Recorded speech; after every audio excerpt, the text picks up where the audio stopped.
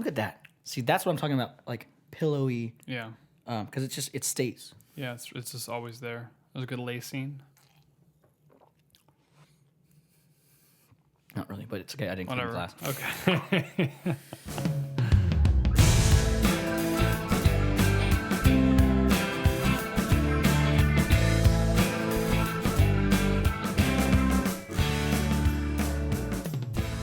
Welcome back, Beerlievers, to the Don't Stop Beerlieving podcast. I'm Chris.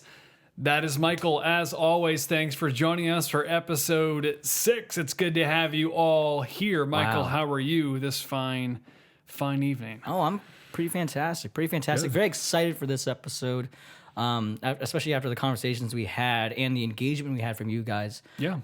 Really excited to just move on and keep talking about beer.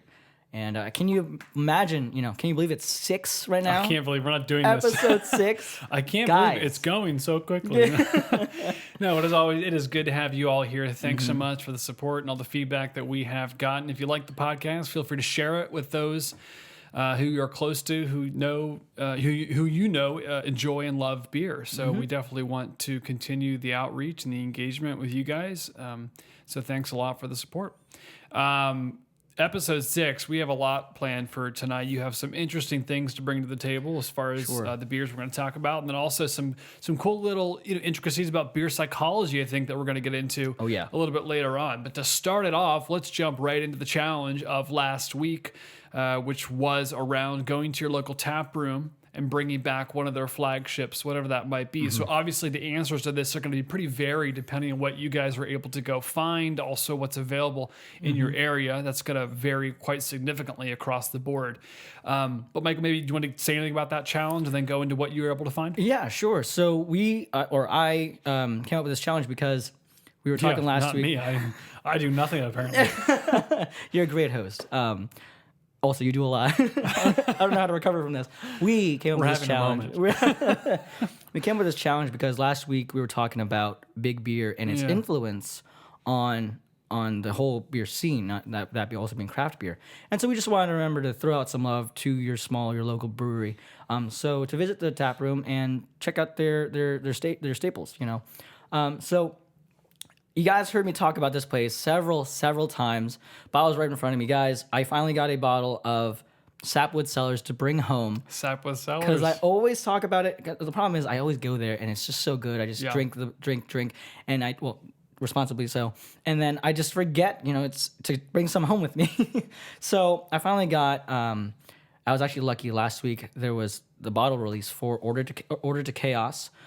Which is actually a blend of 2 of their base beers, then aged in, and I know we've been talking about barrels, and I promise we'll get off of this soon, aged in a red wine barrel.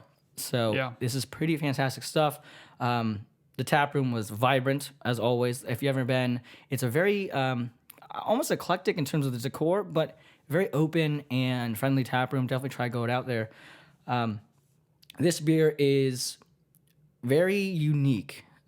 This is a Flanders Brown, or in the traditional name, Oud Bruin. Oud Bruin. Brewed, yeah, Oud, old. Oud Brewed. Bruin, like the Bruins. Oh, okay. Yeah, Oud Bruin. And it stands for Old Brown. So it's the Flanders Brown style of the Belgian styles. Fantastic, funky. Look at the color on that. That's quite interesting. Yeah. It's dark. It's definitely earthy in color, dark. Smells right there of that funkiness of the barrel, just letting it age. But also you're getting kind of like plum fruitness. Yeah. If you read the bottle, you also, let's see. Let's take a read here. Sure.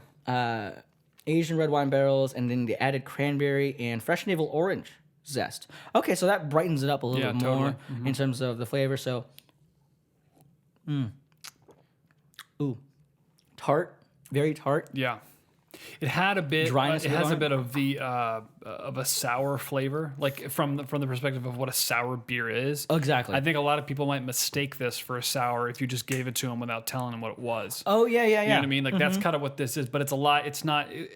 My reaction was, it hits you, but unlike a sour, it kind of disappears out of the front of my mouth. Yes. And then it kind of comes back a little bit Like you mentioned, as you sit there, but initially it kind of is there and then it's not. Where I think most sours kind of just linger with that tartness, that bitterness, at least in my experience. Yeah, and that could be because this is actually a naturally soured beer, as opposed to a lot of breweries when they start out with sour beers, they're using actual acid to tart up their beer because it's a lot quicker to do that. This, you have to let age to sour and have the organisms actually sour a beer, whereas you can add lactic acid or acetic acid and it becomes sour. Sure. So it's just a lot cheaper and a lot quicker, so they can not have to sit on on product instead of making it work for you.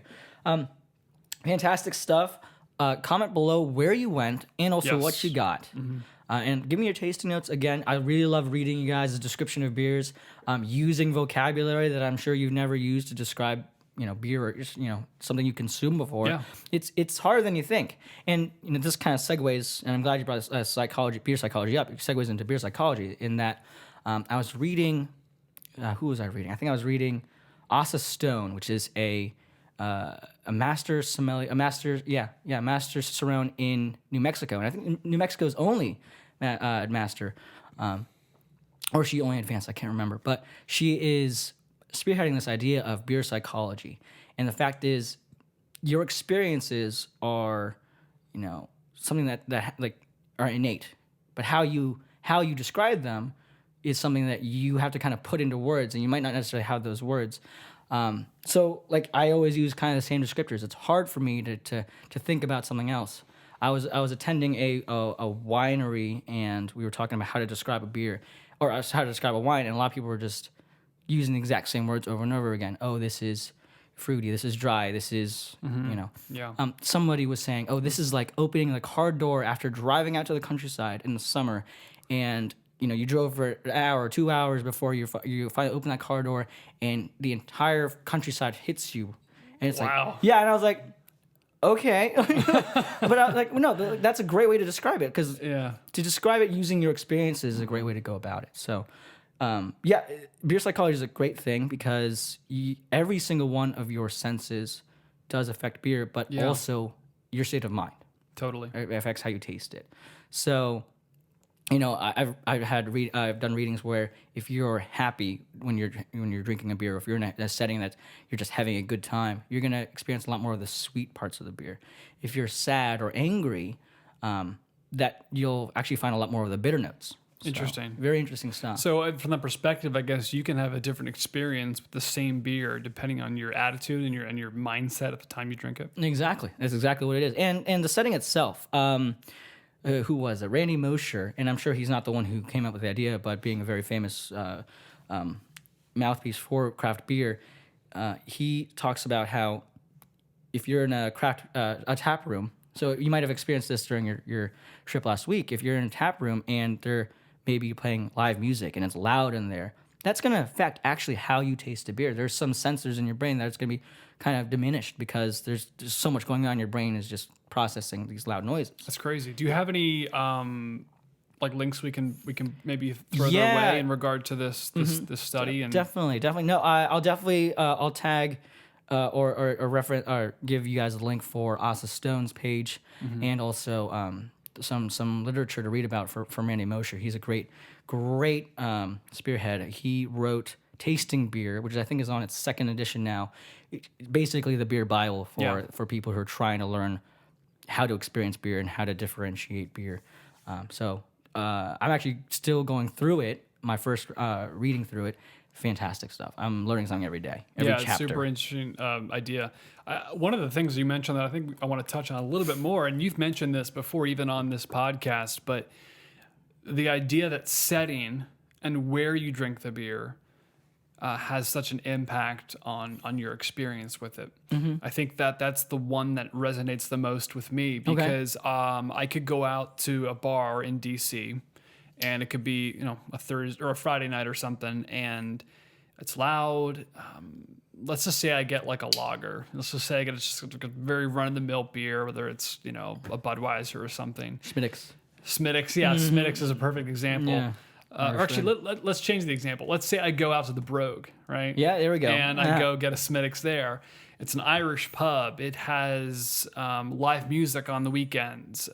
It's kind of enclosed and cozy, and the Smittix fits not only the venue but also the style of the pub you're in. Right, it's an Irish beer in an Irish pub. It's like it impacts it. A lot of people talk about Guinness, having it over in Ireland. It was so much better in Ireland. A lot of that, I think, is the setting, not necessarily the beer's that much different, although there are some differences that we learned when we were at the factory about how it's the cold storage and stuff. Exactly.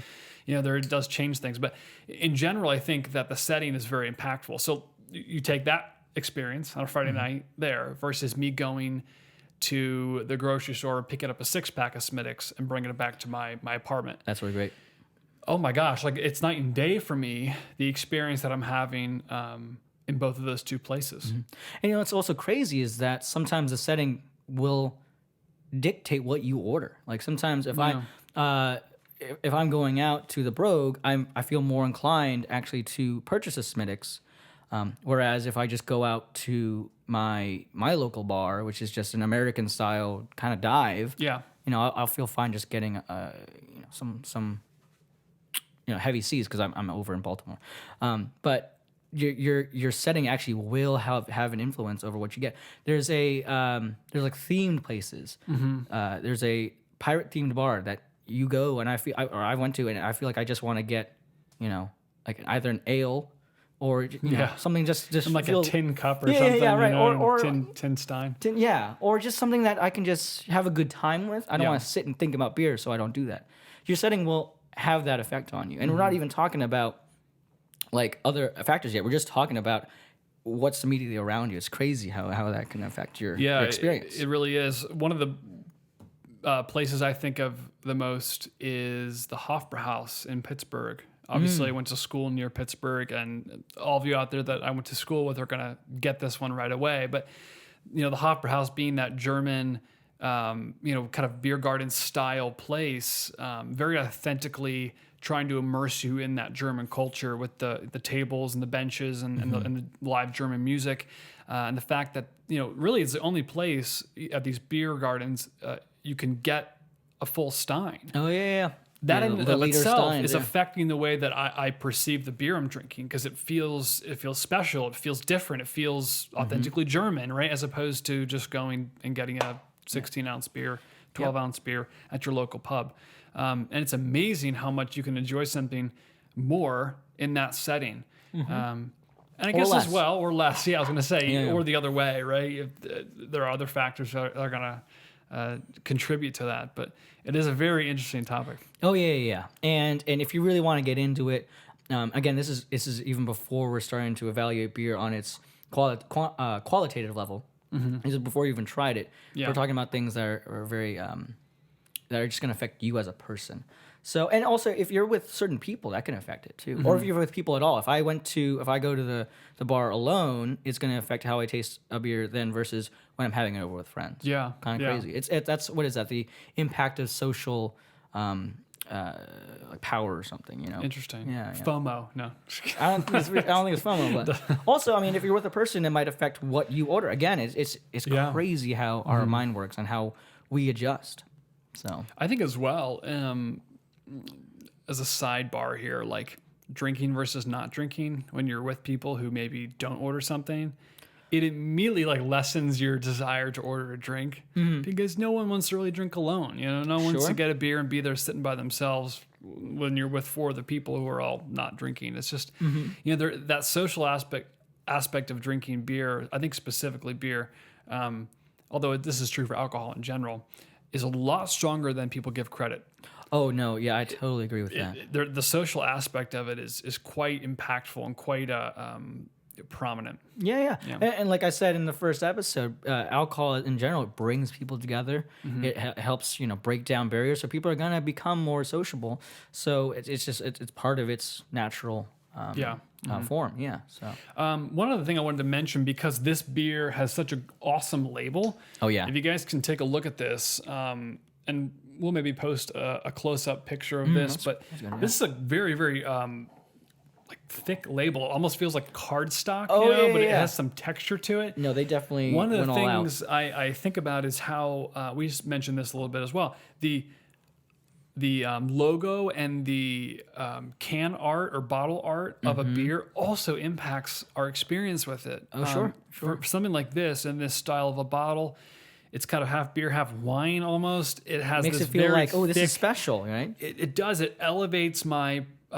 perception of what I think it's going to taste like before I actually taste it. Right. Right. And that's the same idea that we're talking about with the settings. I look at this and I think to myself, well, that's a higher class beer, right? Yeah, yeah. Like you wouldn't put like a very cheaply made lager in here. No, imagine like imagine a Bud Light or something in a bottle like this. Yeah, I would feel way off. Yeah, but if I didn't know what that tasted like and it was just Bud Light in there, I'm going to look at that and I probably would be duped, or I probably would pour it. You could trick me. You could put a Bud Light in there with that bottle, pour it. I could taste it. I'm probably going to think it tastes better than it actually is. Well, isn't that an amazing placebo? Right. No. There's a placebo effect to it, but as well, obviously when it's a good beer, you hope that none of that is placebo, that it actually is made well, crafted well, brewed well. But yeah. Well, I mean, you can tell too, like this is expensive for the brewery to make and to ship. Yeah. Because, this much glass, it's heavy as opposed to a can that could just, cans are super light, so it's cheaper in terms of fuel to like ship around. Here, they spare no expense in going glass and also using this beautiful, again, label. And I'm assuming commissioning a local artist to do this. I mean, it's very, very nice label there. This is a celebration here as opposed to, getting some can. And I'm glad you brought up how artwork is going to affect what I buy at the store. Sometimes that's the only thing you know about about a beer. I've never heard of a brewery like that. Oh, but their can looks pretty darn cool. I'm totally gonna get it. Or the name of the beer. That's something too. Yeah, the names Order can also to Chaos. impact That it. sounds pretty cool. That right? is pretty cool. That has a cool name. It is. It is. So yeah. I think as well, if you could look at this from a different perspective, right? You could. I think about big beer or even local beer who put something on their labels to basically draw a certain segment of the market or their customer base. Like a lot of big beer will put the like local sports team logo on their light beer, right? And package it that way. I think from that angle, right, they're not doing that. Well, they're doing that literally to get you to buy it because they want you. They know that you have an affiliation with that team, and they think that putting that on there is going to make you pick it up and purchase it, right? Yeah. But that is very, very obviously not going to impact the perception of what the beer tastes like. At least I don't think it is. And they're not intentionally doing that. Yeah.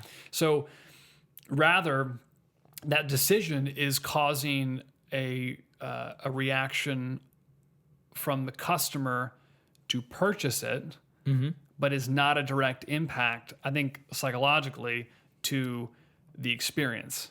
Oh, sure. Right? Like, I don't think it necessarily makes me like the beer anymore. And maybe I'm wrong. Maybe people do go out and buy the Maryland flag, beers from Guinness and enjoy it more because it has American flag or a Maryland flag on it. Well, so I'm actually really glad you brought this up because there was a brewery that just did that. They put the logo of a Ravens football player on their can.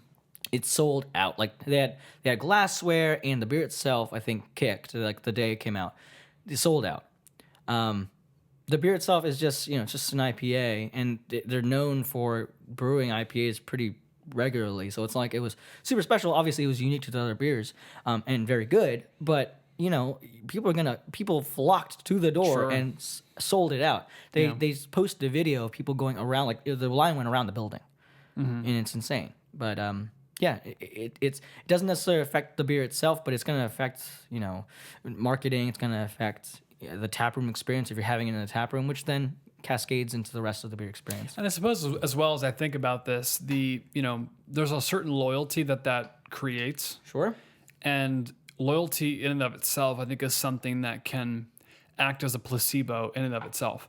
Like when you see that, right, if you're a diehard Ravens fan and you have a beer with Lamar Jackson's face on it, it's almost like, I don't care whether like the objective truth is this beer is not that good. It's good to me. You know what I mean? It's like, I love this beer because it's Lamar Jackson. Like, that's it. End of the line. There's no like debating that. They're going to be very hard, fast in their opinion on it. I mean, there was a person on the Facebook group that I trade beer on. It's that he was in search of that can, and he said he was just going to put it on the shelf. He wasn't even he didn't want to open it. Interesting. Isn't that kind of yeah.